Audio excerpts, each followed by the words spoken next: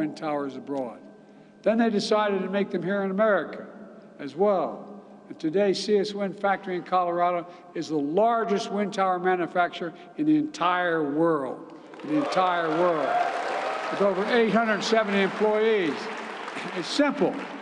As I've said for a long time, when I think climate, and I mean this sincerely, I think jobs. That's what climate's about. Not only saving lives and saving the environment, but jobs.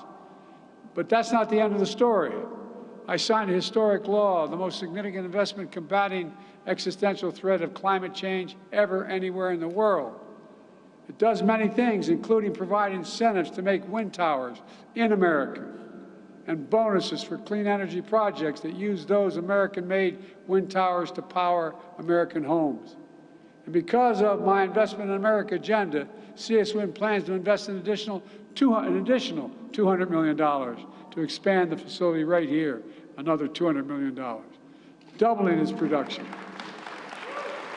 and creating 850 more good jobs beyond what's going on.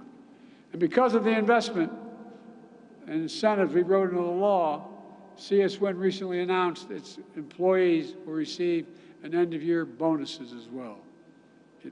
You can clap for that, man.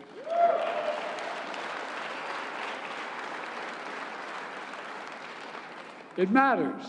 Like I said, when I hear climate, I think jobs. Here in Colorado, the wind turbine manufacturing Vistas is investing $40 million to expand its factory and hire an additional 1,000 employees. Solar manufacturer Meyer Burger is building a new solar cell factory just down the road in Colorado Springs. They'll create more than 350 new jobs themselves. And all across America, instead of exporting jobs, companies, both foreign and domestic, are creating jobs here in America and exporting American-made products. That's what we used to do 40 years ago. Through my bipartisan infrastructure law, we're also making the most substantial investment in American infrastructure since President Eisenhower built the interstate highway system. We're investing in roads, bridges, ports, airports, clean water, affordable high-speed internet. Already, we've announced over 40,000 projects. 4,500 communities across the nation are benefiting. And from the new Amtrak tunnel in Baltimore to the Brent Spence Bridge in Kentucky to right here in Colorado, $5.6 billion in 304 projects. We're investing $160 million in a 103-mile water pipeline known as the Arkansas Valley Conduit. It starts here in Pueblo. It'll bring water to 50,000 people across the southeastern Colorado.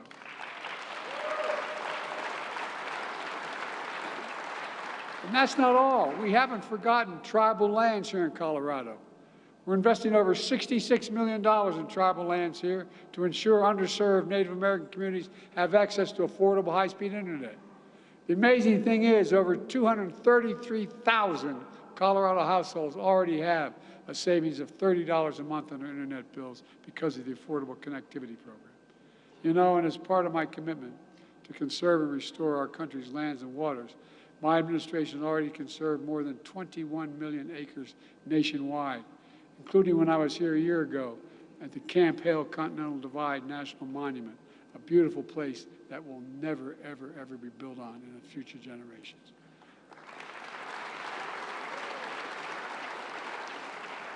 We're also bringing the semiconductor manufacturing back home. We invented the computer chip. We invented the semiconductor. All those computer chips smaller than the tip of your finger that affect nearly everything in our lives, from cell phones to automobiles to refrigerators to advanced weapon systems. America invented these chips, but as time went on, we went from producing 40% of the world's chips down to just over 10%. That's why I designed and signed the Chips and Science Act, because how can we remain the greatest nation in the world without leading the world in science and technology? How does that happen? We used to invest 2% of our gross domestic product in research and development as a nation. That's why we're leading the world. Over time, that went down to 0.7%. But we're changing that. Now all over the country, semiconductor companies are investing literally hundreds of billions of dollars to bring chip production back home to America.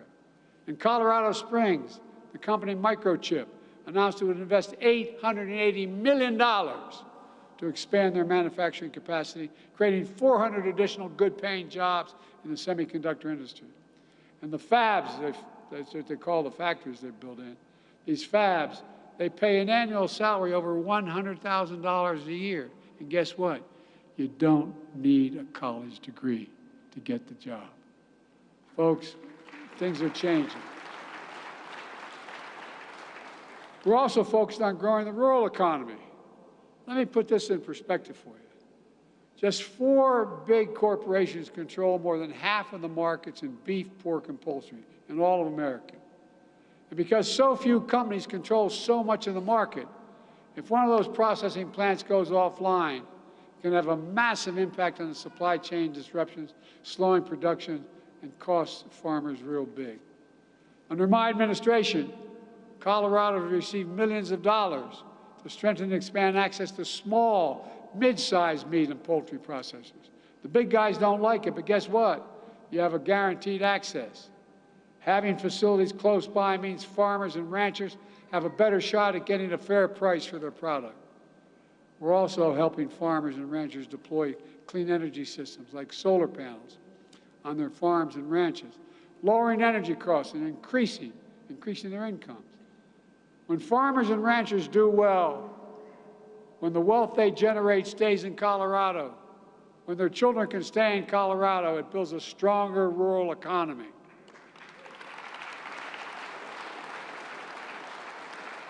Now, new data released just today shows the investments we're making have spurred by the Inflation Reduction Act, which I wrote, which we passed, is going to communities historically left behind. Since I signed the law, 99% of clean energy investments in Colorado are in counties with average incomes below average, below median household incomes. When I took office, I vowed I'd be president for all Americans, whether you live in a blue state or a red state, whether you live in rural or urban areas. And we're delivering on that promise. But folks, we haven't gotten a whole lot of help from some members of Congress. On the other side of the aisle, in the United States Congress. The historic investments we're celebrating today is in Congressman Boebert's district. She's one of the leaders of this extreme mega movement. She, along with every single Republican colleague, voted against the law that made these investments in jobs possible. And that's not hyperbole, that's a fact. And then she voted to repeal key parts of this law. And she called this law a massive failure. You all know you're part of a massive failure? Tell that to the 850 Coloradans that get new jobs in Pueblo and see us win thanks to this law. Tell that to the local economy that's going to benefit from these investments. Tell that to anyone who wants to listen. Tell with thanks to Congressman, I think what she calls a massive failure, a solar power company that's investing $400 million here in Colorado, creating for 56,000 homes, create 250 good-paying jobs. LightSource BP is building a new solar farm just down the road from here to power an additional 53,000 homes.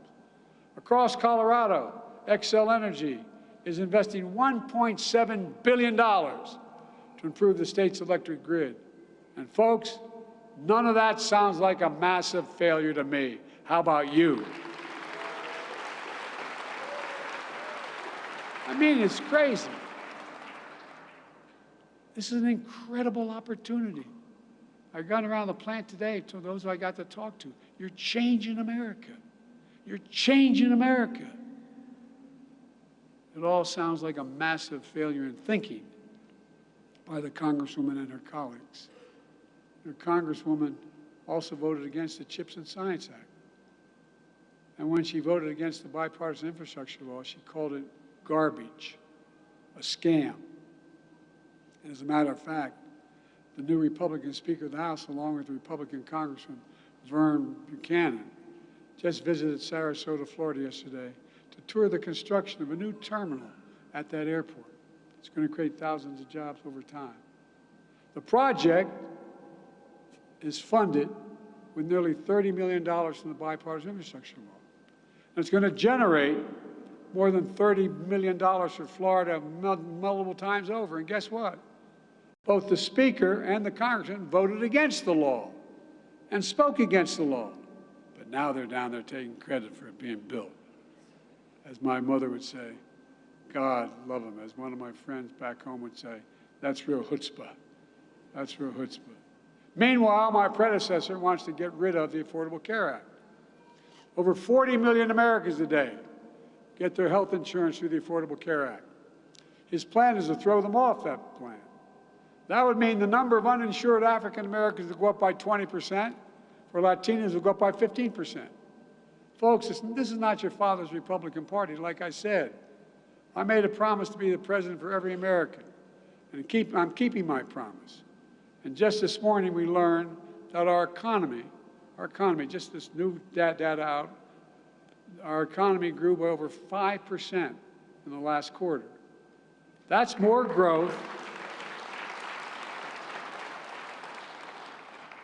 That's more than it grew under my predecessor in any quarter outside the pandemic, despite promises of massive tax cuts for the wealthy, and corporations would be, what they said, would supercharge the economy and trickle down to working folks.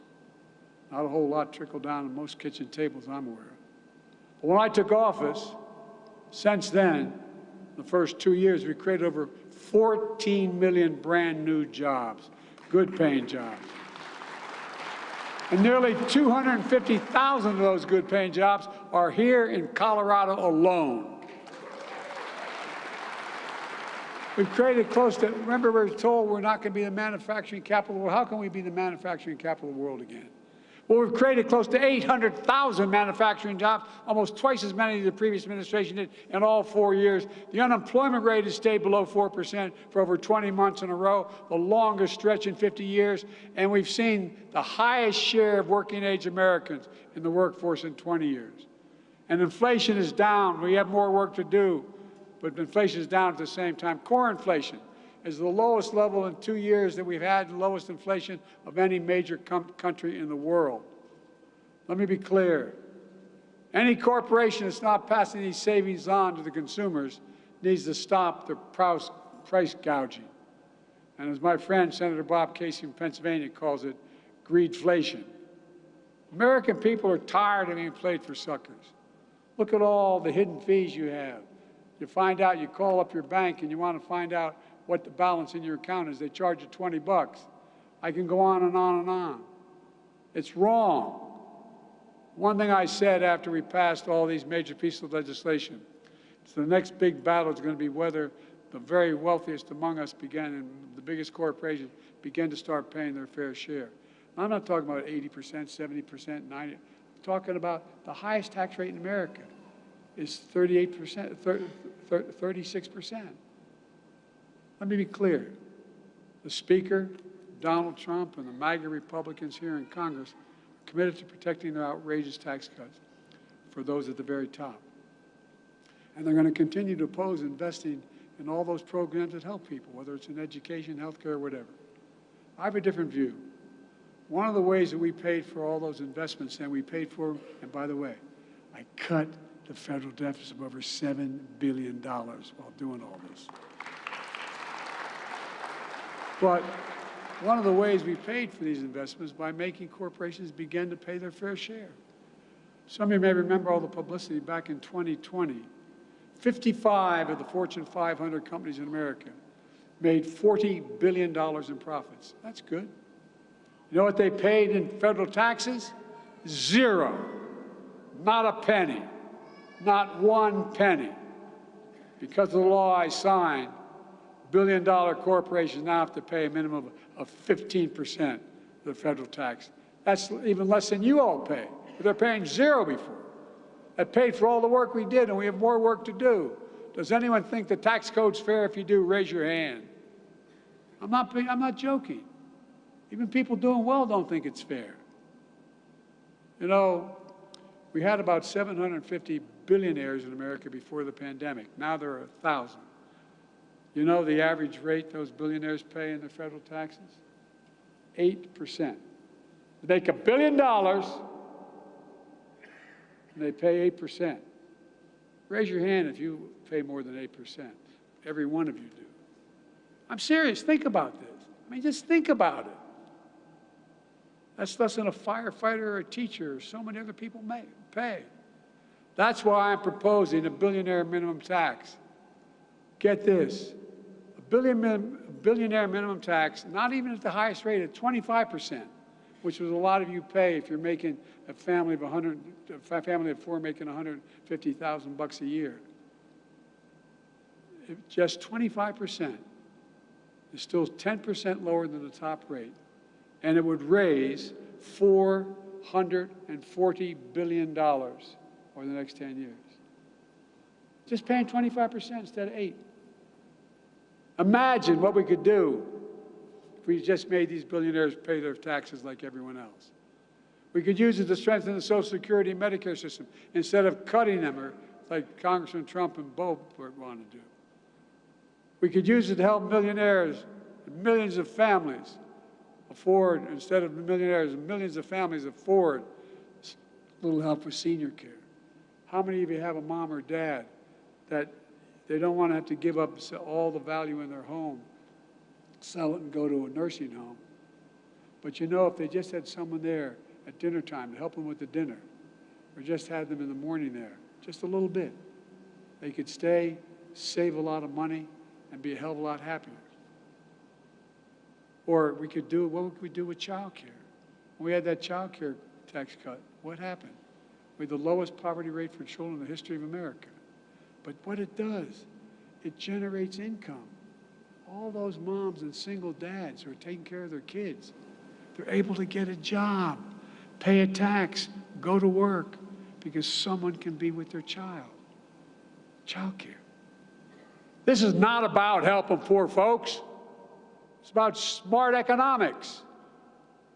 If we had another 5 million women working who can't work now, it generates economic income and growth in their communities. And all these ideas would be a hell of a lot better for growing the American economy than letting billionaires keep paying less taxes than any middle-class person or working person in America. Let me close with this. My plan is based on the belief that every American willing to work hard, and some don't want to work hard, but every American willing to work hard should be able to get a job, no matter where they live, in the heartland or in a small town, to raise kids in a good paycheck and keep their roots where they grew up. My dad, that's the God's truth. I know I apologize to Hickenlooper and others who heard me say it 1,000 times. My dad used to say, and I said, I'm deadly earnest, he'd say, Joey, a job is about a lot more than a paycheck. It's about your dignity. It's about being treated with respect. It's about being able to look your kid in the eye and say, honey, it's going to be okay, and mean it. There are 250,000 more jobs in Colorado since I took office. That's 250,000 more people throughout this state, including in this district, who can look their kids in the eye and say, honey, it's going to be okay. That's what it's about. This is not any, they call it socialism. My plan is rooted in what we've always worked best for this country. Investing in America, investing in Americans. Because when we invest in our people, when we strengthen the middle class, we see stronger economic growth for all Americans, not just the middle class. Everybody grows, for real. Here's the deal. I've said this, and I said this to Deng Xiaoping in the Himalayas, and I've said this to every world leader. It's never, never, never been a good bet to bet against the American people. Never, never, never. And I can honestly say, I mean this from the bottom of my heart, I can honestly, I've never been more optimistic about America's future than I am today. We just have to remember who in God's name we are. We're the United States of America. There's nothing beyond our capacity to work together. So let's continue to work together, and God bless you all, and may God protect our troops. We're moving, folks. We're moving, and no one's going to stop us. Thank you.